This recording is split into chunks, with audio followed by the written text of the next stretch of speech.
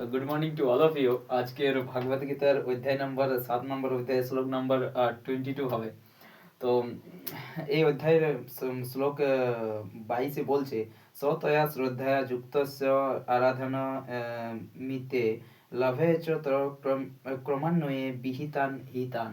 বিহিতান হিতান এর মানে হচ্ছে, স মানে হচ্ছে তিনি, তয়া মানে হচ্ছে সেই, শ্রদ্ধা মানে হচ্ছে শ্রদ্ধা করে, যুক্ত মানে হচ্ছে যুক্ত, তস্য মানে হচ্ছে সেই দেবতার, আরাধনা মানে হচ্ছে আরাধনা, ইঙ্গিতে মানে হচ্ছে করেন, লাভতে মানে হচ্ছে লাভ করেন, চ মানে হচ্ছে এবং, ত মানে হচ্ছে তাহার থেকে, কামান মানে হচ্ছে কামনা সমূহ, মা মানে হচ্ছে আমার দ্বারা, এবং মানে হচ্ছে কেবল, বিহিতান মানে হচ্ছে বিহিত, হি মানে হচ্ছে অবশ্যই, তান মানে হচ্ছে সেই। তো এর পুরা মানে হচ্ছে, যে ব্যক্তি শ্রদ্ধাযুক্ত হয়ে সেই দেবতার আরাধনা করেন, সেই দেবতার কাছ থেকে আমার দ্বারা বিহিত কাম্য বস্তু অবশ্যই লাভ করেন।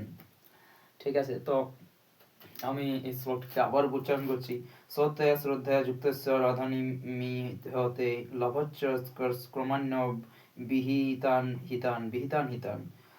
তার মানে হচ্ছে, যে ব্যক্তি শ্রদ্ধা যুক্ত হয়ে সেই দেবতার আরাধনা করেন এবং সেই দেবতার কাছ থেকে আমার দ্বারা বিহিত গ্রাম্য বস্তু অবশ্যই লাভ করেন।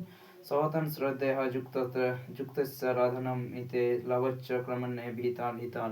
এর মানে হচ্ছে, যে ব্যক্তি শ্রদ্ধা যুক্ত হয়ে সেই দেবতার আরাধনা করেন এবং সেই দেবতার কাছ থেকে আমার দ্বারা অবশ্যই কর্মবস্তু অবশ্যই লাভ করে থাকেন। এটা হচ্ছে ভগবদ্গীতার অধ্যায় 7 শ্লোক নাম্বার 22।